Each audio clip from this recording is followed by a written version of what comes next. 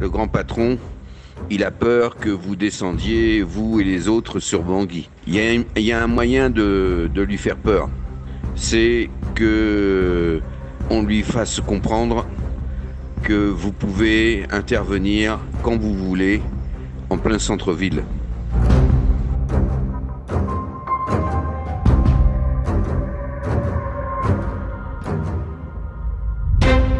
La France fait-elle encore la pluie et le beau temps en Afrique dite francophone? Pendant 60 ans, Paris a décidé pour ses anciennes colonies. L'Élysée a multiplié coups bas, coups d'éclat et coups d'État, faisant et défaisant les tyrans sur une partie du continent.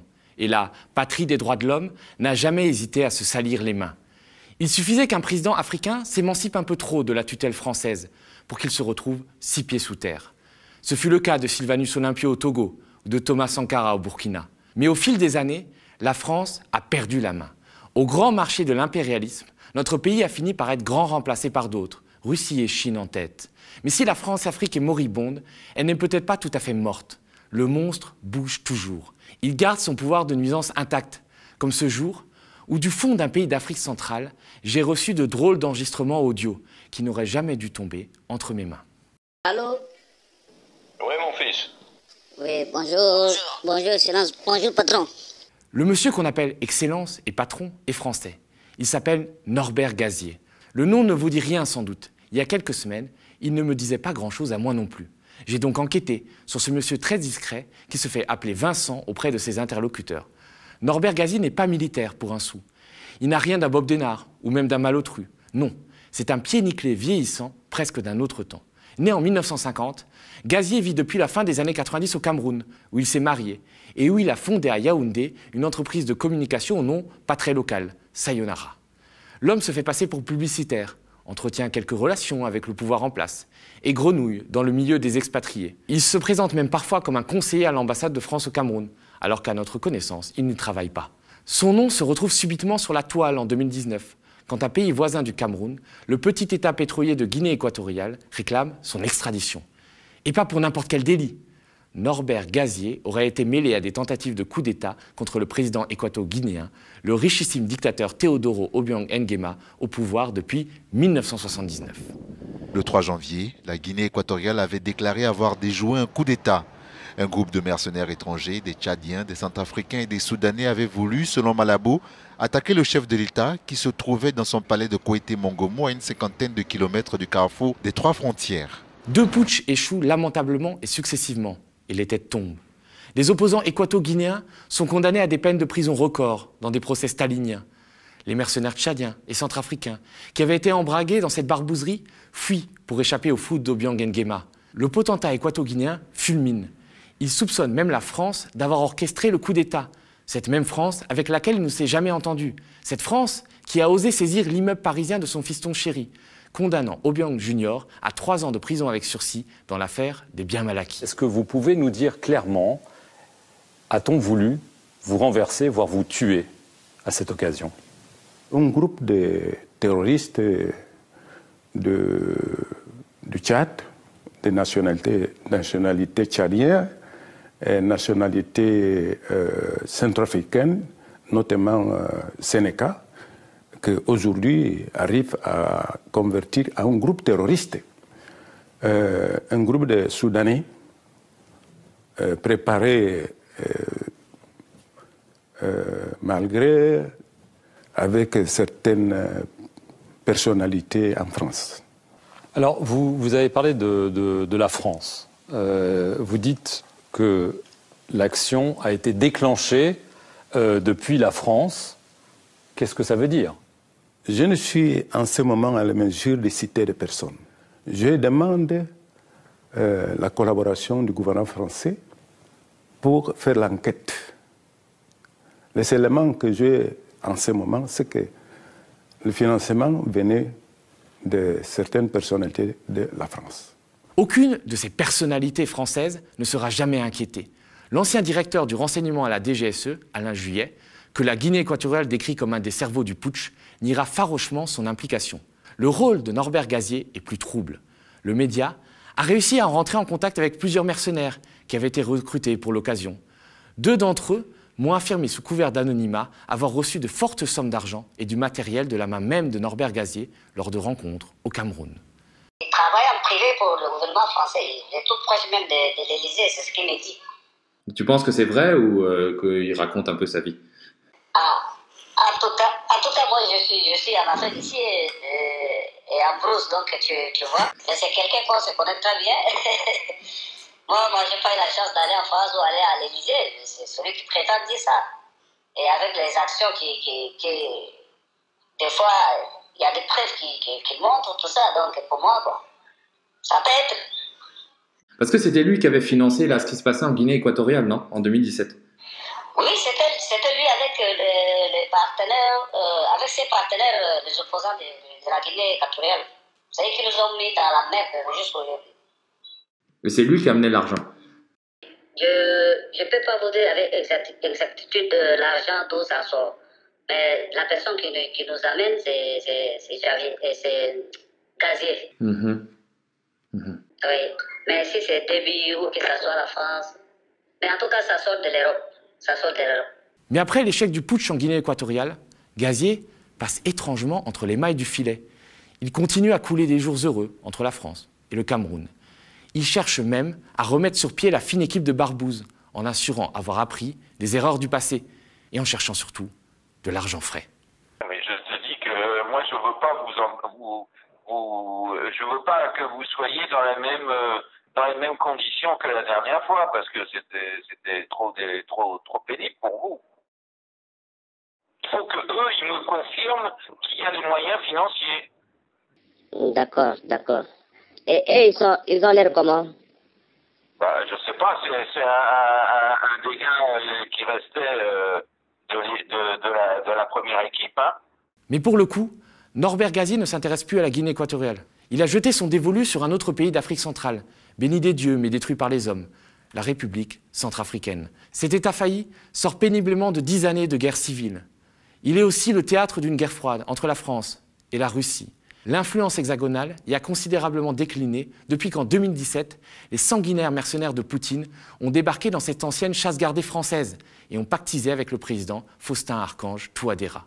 Depuis, à l'Élysée comme au Quai d'Orsay, on estime avoir perdu un pan de notre précaré et on ne décolère pas de ce grand remplacement impérialiste.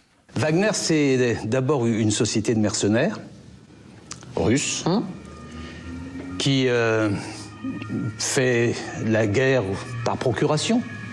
Pour le compte de la Russie? Pour le compte de la Russie. Il n'y a pas de doute là-dessus? Même si la Russie s'en défend, la lisibilité est tellement forte que ça ne trompe personne. Lorsqu'il pénètre dans un pays, il multiplie les violations, les exactions, les prédations pour se substituer parfois même à l'autorité du pays. L'exemple le plus spectaculaire, c'est la République centrafricaine, où finalement, pour pouvoir se payer, il confisque la capacité fiscale de l'État. La France est tellement folle de rage qu'on la soupçonne même de soutenir les rebelles centrafricains qui cherchent à renverser le président Touadéra et ses alliés russes de Wagner.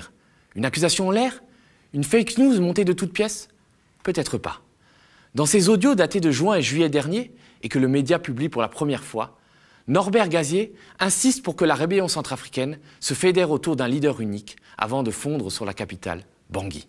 Il faut que vous vous réunissiez et qu'il y ait quelqu'un, sauf si, par exemple, Babaladé prend... C'est la raison par laquelle je t'avais parlé de Babaladé, parce que je sens que ce monsieur, il a la possibilité de devenir ce leader. Mais il faudrait qu'il soit d'accord, qu'il en parle à d'autres personnes, à Nordine et puis à Ali, par exemple, et puis que je le rencontre.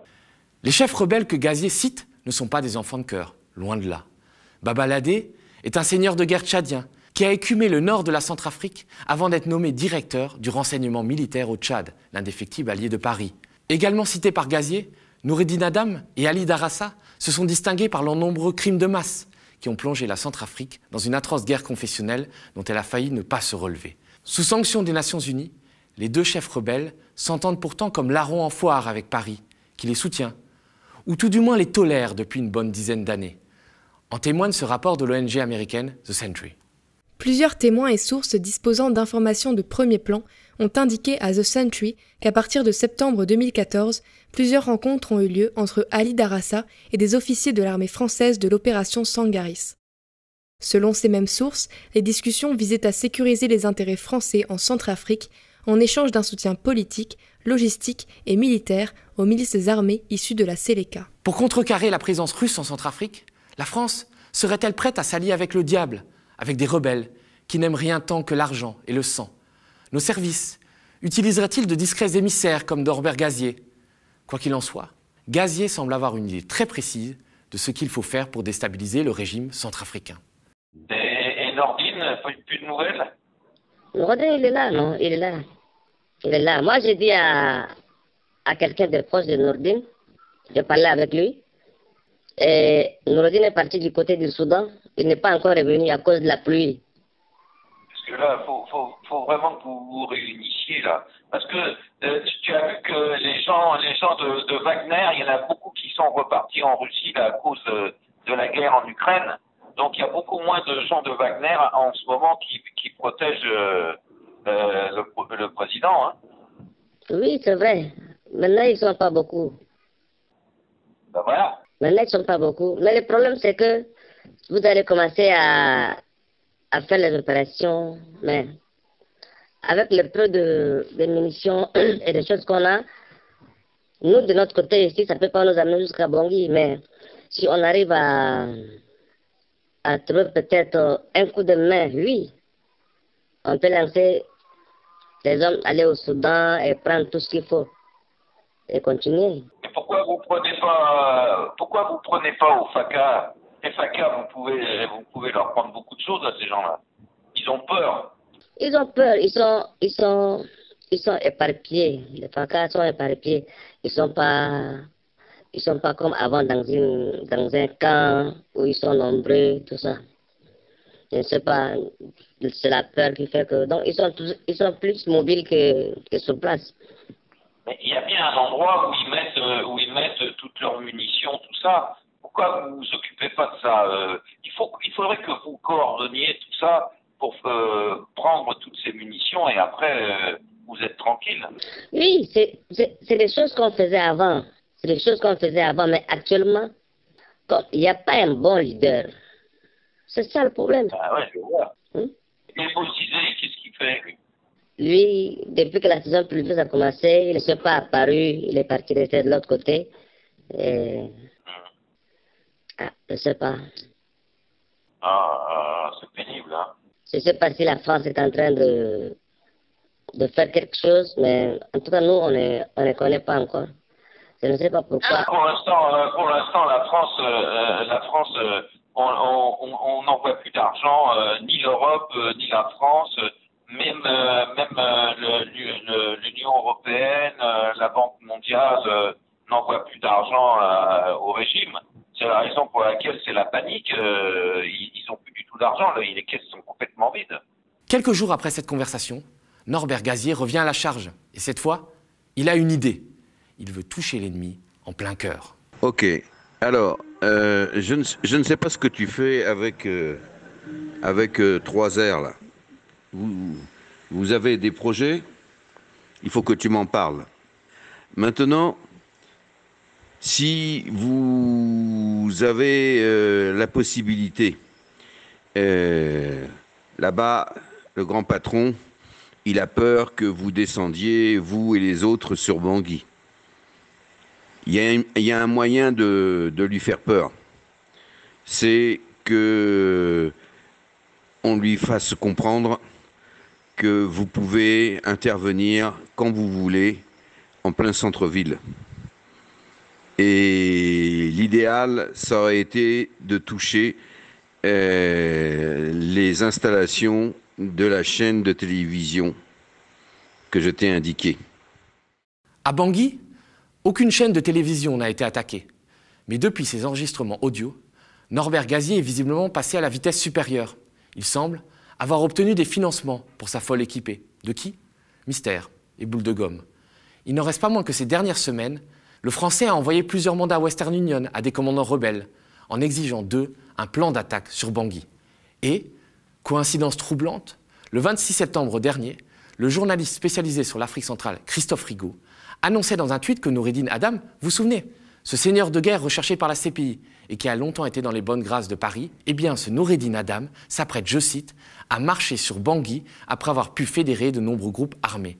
Une très bonne nouvelle pour Gazier et ses mystérieux mécènes. Leur plan serait-il en train de se réaliser ?